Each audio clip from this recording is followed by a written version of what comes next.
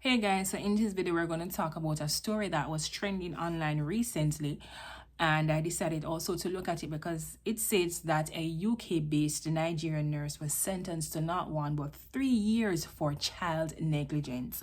Now as I saw this and I went to the information, I started having a heavy heart. It's just so sad on all levels, and I'm sharing this story not just to highlight it but to make individuals be aware and probably learn a lesson or two from this, because there are so many things that we can get out of this case. Now, a Nigerian nurse, and I'm going to read the article. It says a Nigerian nurse by the name of Ruth Otter, based in the United Kingdom, has been sentenced to 3 years in prison for child negligence following the death of her 10-week-old son, Joshua Akirele. The 28-year-old single mother reportedly left her infant unattended in her nurse's accommodation for 8 hours while she worked a shift at the Royal Bolton Hospital. According to a Daily Mail report, the tragic incident occurred on December 20, 2022. Upon returning home, Otto discovered Joshua unresponsive in his cot and immediately called emergency services. Despite resuscitation efforts, the baby was pronounced dead an hour after paramedics arrived. Tests revealed that Joshua may have overeaten due to being excessively clothed and covered with heavy bedding. Otto was charged with cruelty to a child and pleaded guilty at Manchester Magistrates Court on May 24, 2024.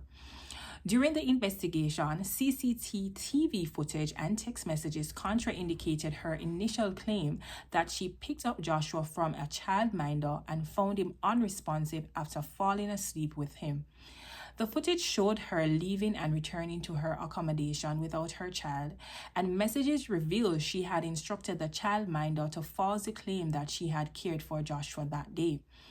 In June 2024, Otto attempted to flee the country but was apprehended at Gatwick International Airport with a one-way ticket to Nigeria. District Crown Prosecutor Sarah Davey, in delivering the verdict, said as a nurse, Ruth Otter should have been aware of the dangers of leaving her child unattended. Her failure to provide the necessary care and her attempts to evade justice demonstrates her lack of remorse. Otter will serve 3 years in prison in her role for the tragic death of her son. Wow.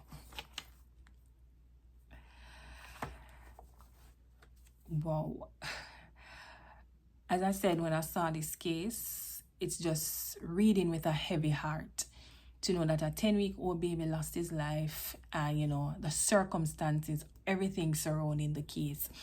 As I saw this, when I saw UK-based Nigerian, I said, oh, this must be an international nurse. Now, if you're seeing this and you know that she's not an international nurse, you can drop in the comments and let us know.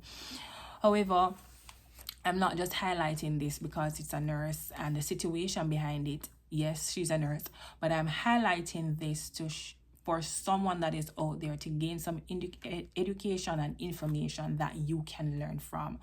As I said before, reading this as myself being a nurse, the prosecutor stated that as a nurse that you should have known that this would have happened and they will charge you for negligence. We're all taught that in school, that once you have the right to care, the right to act, and in the event something does not happen, you're always told you should have.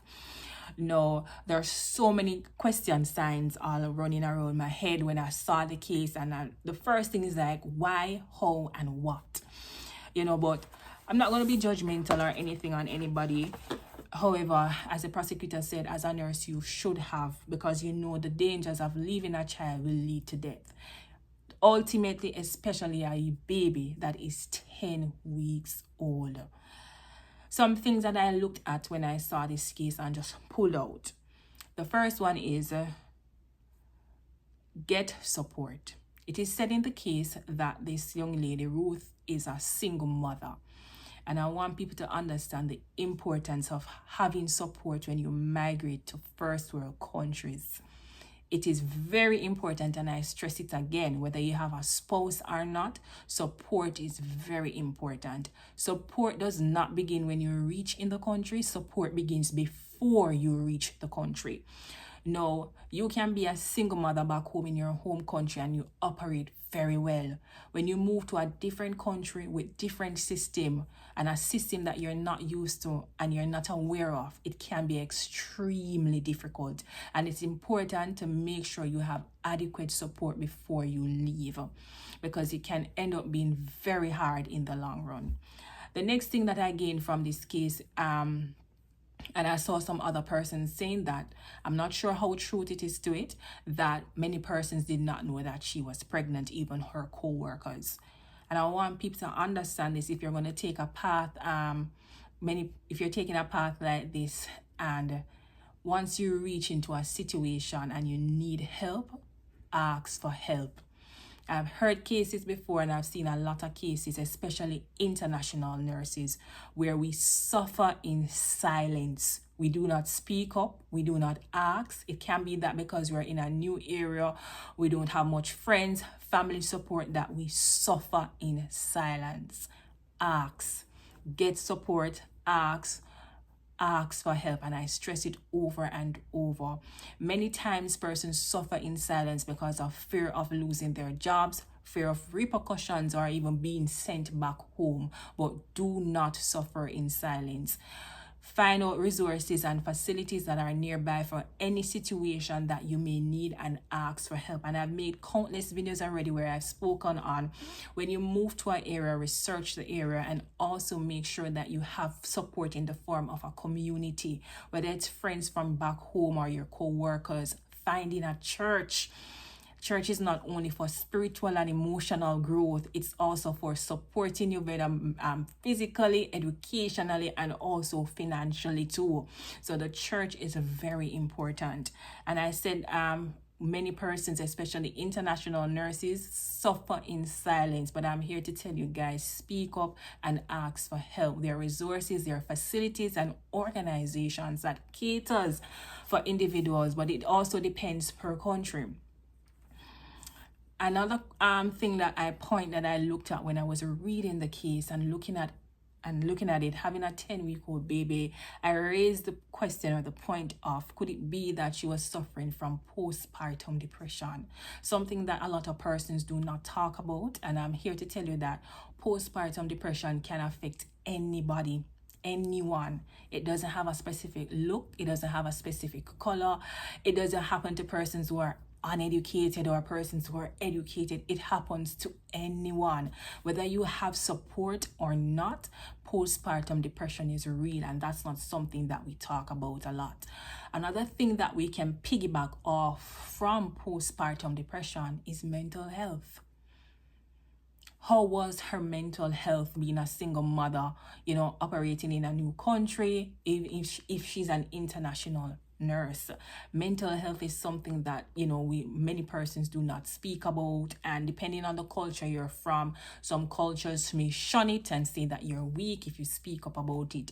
But mental health is real, and you have to be in tune in yourself to understand when your mental health is not at its best, and knowing when to reach out and who to reach out to ask for support and to ask for help. Now, as I laid down some of these and just went through everything that was presented in the case, it begs a question for me to ask, then to look at the level of support that is offered, like per country, for individuals who are migrants or immigrants in the event that they become pregnant. Because I looked at it with her being like having a 10-week-old baby, it begs the question to ask, did she receive maternity leave, or is she entitled to maternity leave? And that's a whole can of words that persons, that we can open and talk about. Are there resources and facilities available to help, individuals who are international, if you're an international nurse or just a migrant operating in a country, to help and to offset the challenges that single parents may have? And not only single parents, whether you're married or not. Those are some of the issues that we need to talk that we can raise with regards to that, because many persons do not know that sometimes when you migrate to different countries and you're not within their system for a particular period of time, you may not be entitled to maternity leave or maternity benefits. And that is the question that I'm looking to ask. And if you're in the UK and you're watching this and you know of the benefits or resources that individuals may get if they leave from another country and they become pregnant, especially with maternity leave, what facilities, what resources do they have in place for individuals to receive if they're in this dilemma? And I'm here to tell you that, as we speak a lot on this page about international nurses, no matter which country you go, everybody has problems, especially international individuals or migrants. You will face hardships and you will face difficulties. It's a super sad story. It's very sad story. And another point that I looked at and I raised, and I had this discussion with someone, and I said that no matter how hard it gets, your home country won't refuse you. The point was raised that not everybody will have something to go back to. But I share this point just to say that sometimes we take on moves or a new trajectory in life to move to another country, and it can be become so hard and overwhelming to the point where persons will decide to go back home. And I'm here to tell you that it is okay. Some persons look at it as you're weak or you wasted your time, but you can take a break depending on the situation and how it is, especially if you travel as an international nurse. I remember when I interviewed Danielle, who was from the UK, who told me that when she initially migrated, if you watch that video on here, you can see it, and you can go back in some of my videos when I interviewed an international nurse from Jamaica, who was Danielle, who was living in the United Kingdom.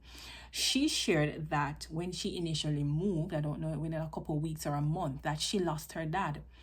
She spoke to her supervisors and those who were in charge, whether it was her company, and they offered to give her like a 2-week break, I remember she noted, and went back home and cleared her head and still was able. And she said she still got paid. So when I say that you still can go back home, you can speak, you can ask, if you could just take a break to go back home, clear your head, come back and just regroup, and it goes back to that same thing that I talk about, suffering in silence. We know based on the facts of the case, whatever happened, that what you did, it will ultimately lead to some endangerment taking place. And it's just super sad, and I hope it's something that we can learn from. And understand that no matter where you go, no matter what decisions you make or the trajectory you take in life, sometimes things just doesn't work out as we should, but there are always facilities, resources in place that we can ask for help and support if we need to.